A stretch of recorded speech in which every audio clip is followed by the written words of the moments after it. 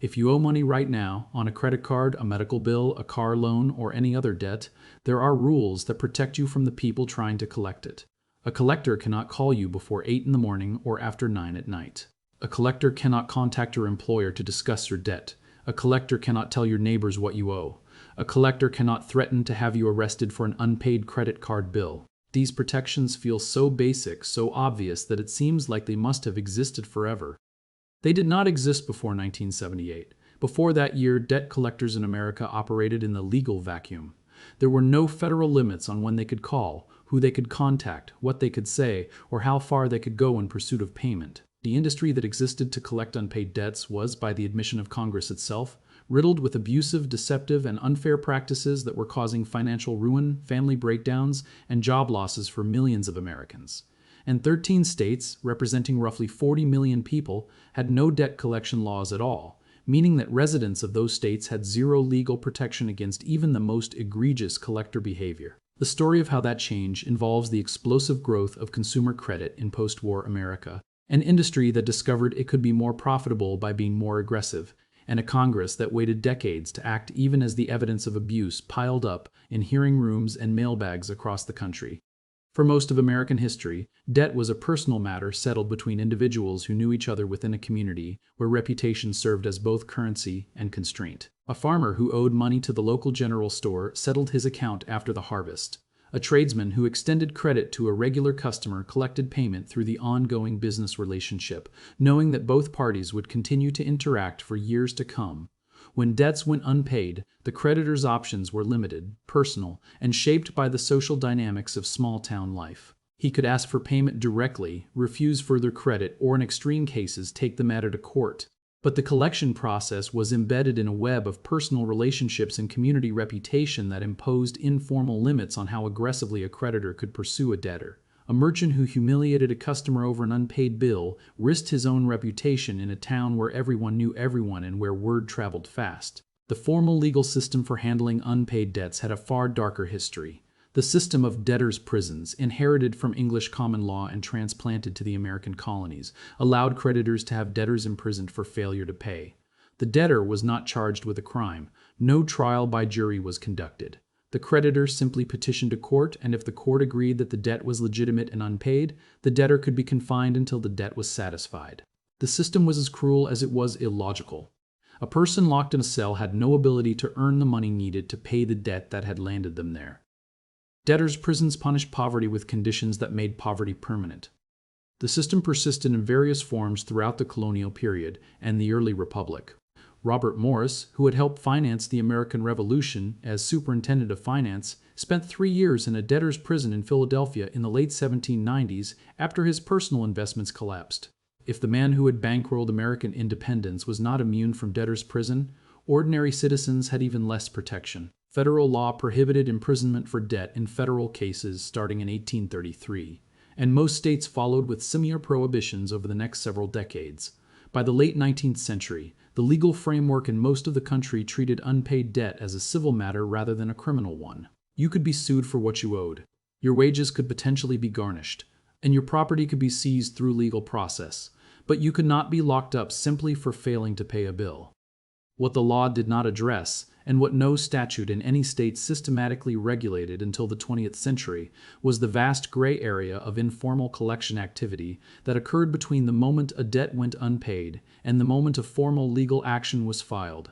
In that gray area, which could stretch for months or years, the creditor, or anyone acting on the creditor's behalf, was free to use virtually any method short of physical force to persuade the debtor to pay. No rules governed when contact could occur. Whether at dawn or midnight, where it could happen, whether at the debtor's home or workplace or church, what could be said, whether truthful or entirely fabricated, or who else could be drawn into the process, whether the debtor's employer, family, or neighbors. That gray area was where the abuse lived, and as the American economy transformed in the 20th century, it grew from a gap in the law into an entire unregulated industry. The transformation began after World War II, when the consumer credit revolution reshaped the American economy in ways that the generation that fought the war could not have anticipated.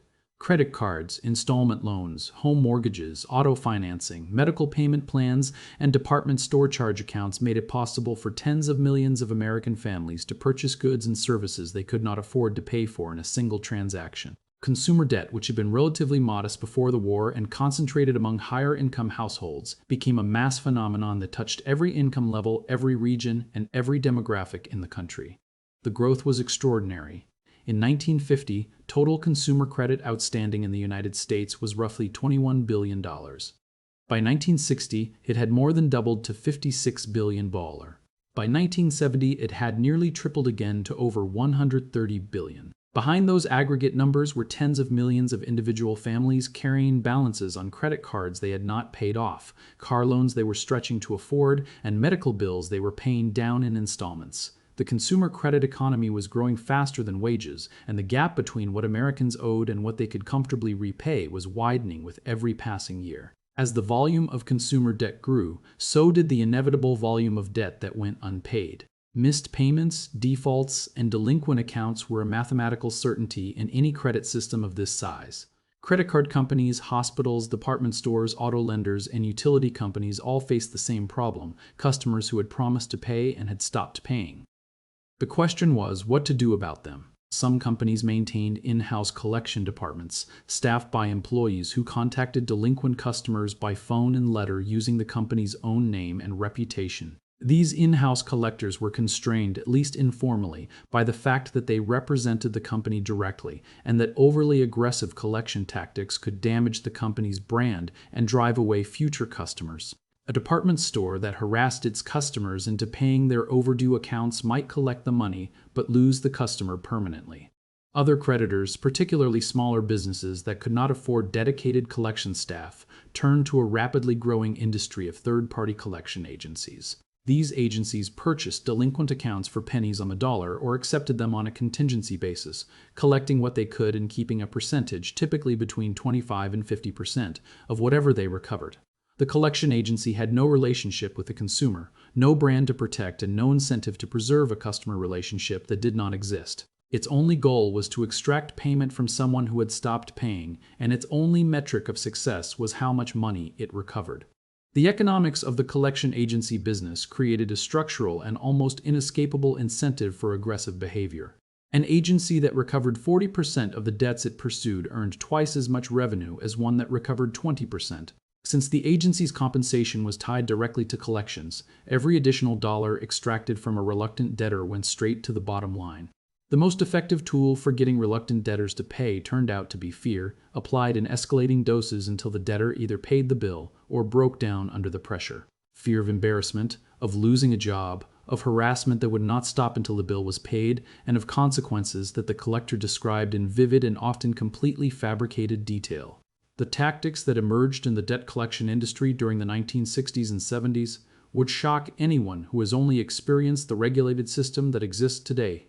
Collectors called debtors at home at all hours of the day and night, including 2 and 3 in the morning, knowing that the disruption to sleep, the fear of the ringing phone, and the anxiety it created for the entire family would build pressure to pay simply to make the call stop. A debtor who owed $300 on an overdue department store account might receive 15 or 20 calls in a single week, each one more aggressive than the last, each one designed to make the debtor feel that the harassment would never end until the bill was paid. Collectors called debtors at work, sometimes multiple times per day, knowing that the embarrassment of receiving collection calls in front of coworkers and supervisors, and the very real risk of disciplinary action or termination from an employer who did not want the disruption, would motivate payment faster than any letter or legal threat.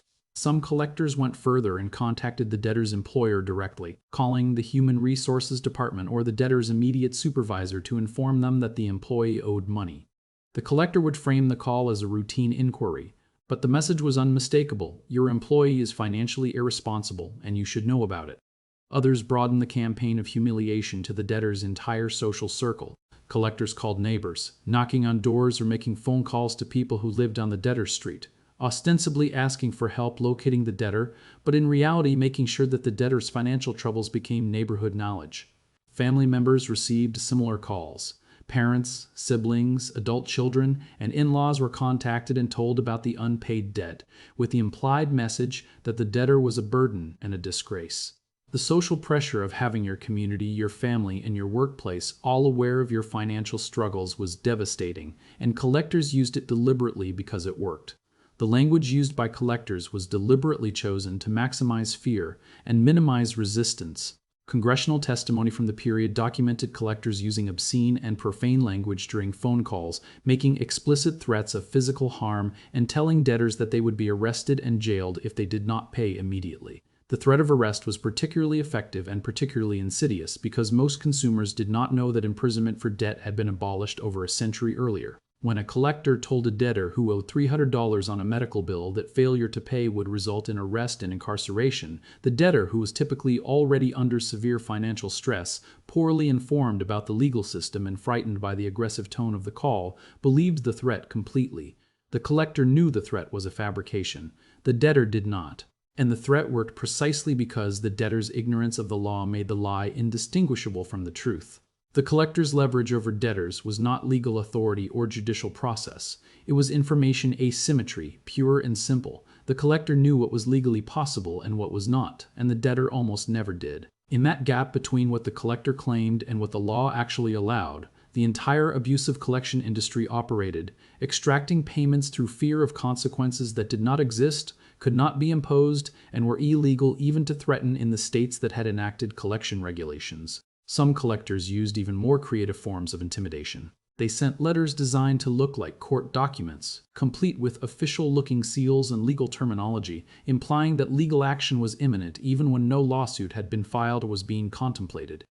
Others impersonated attorneys, government officials, and even law enforcement officers, calling debtors with fabricated badge numbers and agency names. The most brazen collectors added unauthorized fees, interest charges, and penalties to the debt amount, inflating what was owed far beyond the original balance and pocketing the difference.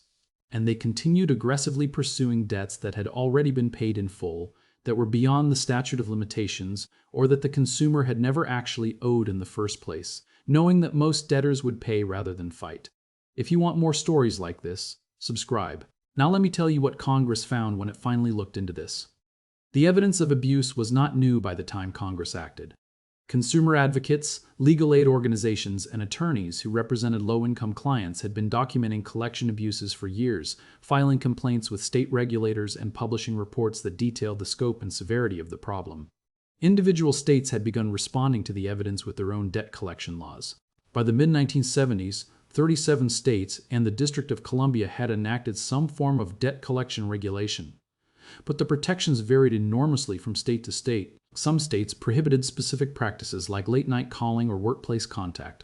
Others had broad but vaguely worded statutes that were difficult to enforce. And 13 states, home to approximately 40 million Americans, had no debt collection laws of any kind, meaning that residents of those states had absolutely zero legal protection against even the most egregious forms of collector behavior.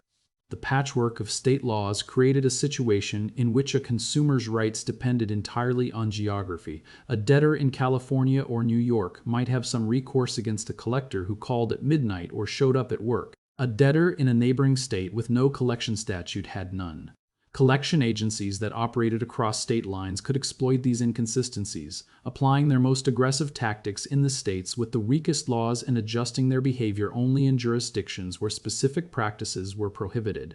The result was a national problem that state-by-state regulation could not adequately address. The federal response came after years of congressional hearings that produced a legislative record both overwhelming in its volume and specific in its documentation of harm. Witnesses testified about collectors who had called them dozens of times in a single day, who had told their children that their parents were criminals, who had contacted their pastors, their landlords, and their doctors, and who had sent fake legal documents threatening lawsuits that were never filed and garnishment orders that had no legal basis. The individual stories were disturbing enough on their own, but their consistency across thousands of complaints from every region of the country demonstrated that the abuses were not the work of a few bad actors.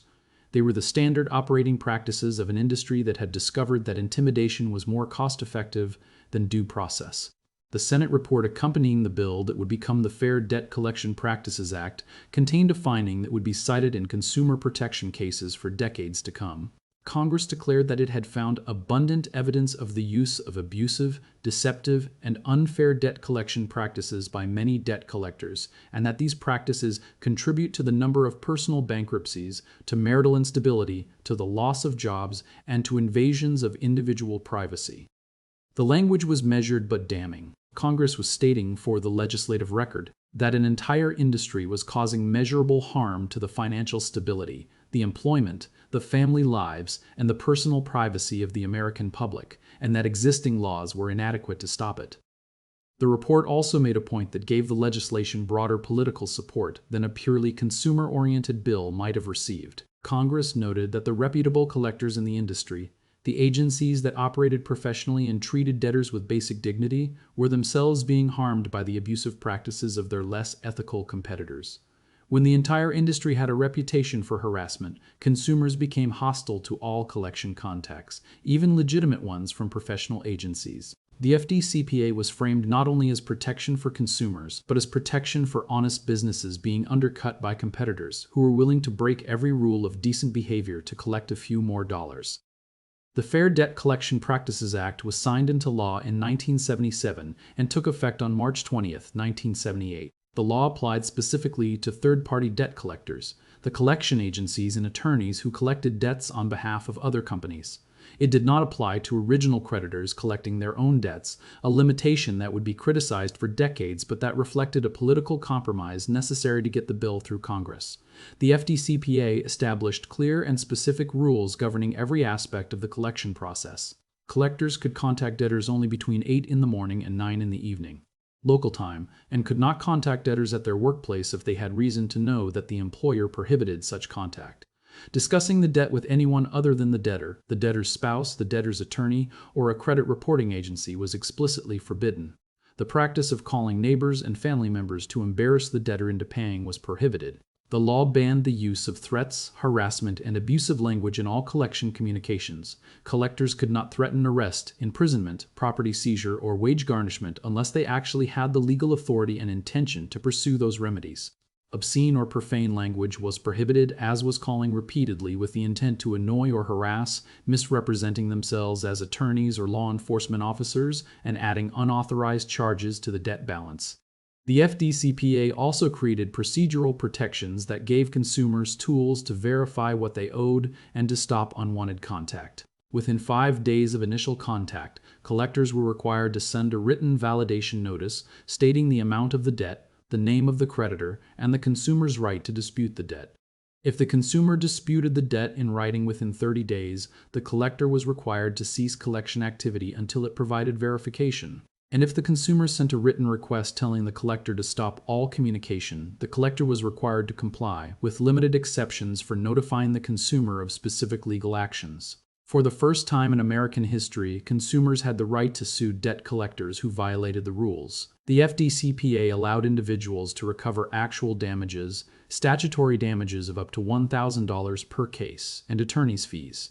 Class action suits could recover up to $500,000 or 1% of the collector's net worth, whichever was less.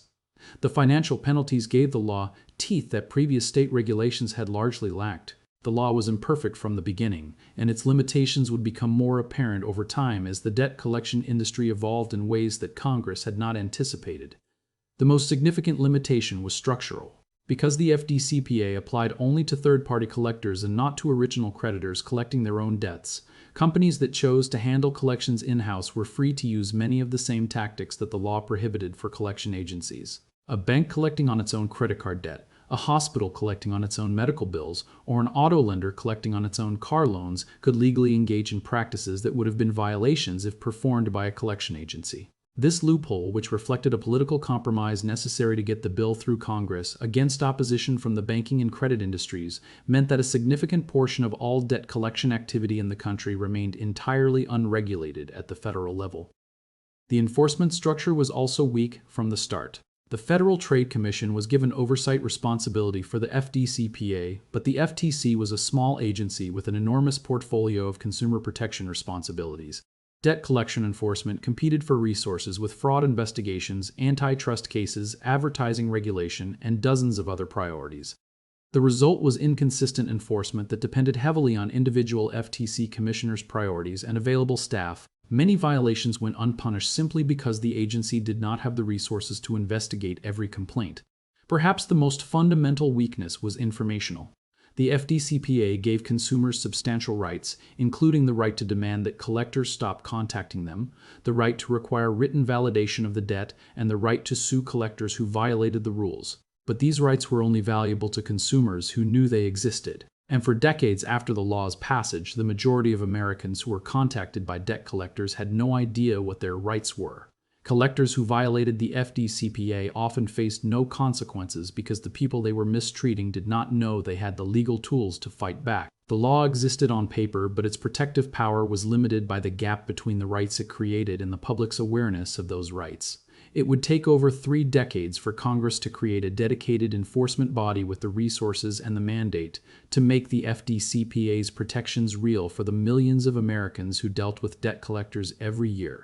The Dodd-Frank Wall Street Reform and Consumer Protection Act of 2010 established the Consumer Financial Protection Bureau, or CFPB, which assumed primary authority for FDCPA enforcement and consumer education. The CFPB issued updated regulations in 2020 and 2021, known as Regulation F, that address the modern communication technologies of email, text messaging, voicemail, and social media messaging that did not exist when the original law was written 4 decades earlier. The story of debt collection in America is a story about an industry that grew in the space between what people owed and what they could pay, and that discovered through years of unregulated practice that it could be more profitable by being more frightening than by being more fair. For decades, the collection industry operated with virtually no constraints on its behavior, using tactics that ranged from persistent nuisance to systematic intimidation, and the people who suffered the most from those tactics were invariably the people who could least afford to defend themselves. Families already in financial distress, already stretched to the limit, already struggling to keep their heads above water, who were being pursued by an industry that treated their vulnerability not as a reason for restraint, but as an opportunity for leverage. Every rule that protects you from a debt collector today, the restriction on calling hours, the prohibition on workplace contact, the ban on discussing your debt with your neighbors, the requirement that collectors prove you actually owe what they say you owe, the right to tell them to stop calling and have that request honored, exists because none of those protections existed before March of 1978. Before that date, the only limit on how far a collector could go in pursuit of payment was the collector's own judgment about what tactics would be most effective. And the congressional record compiled over years of hearings, thousands of complaints, and testimony from Americans in every state showed exactly what happened when an industry built on extracting money from vulnerable people was left to police itself.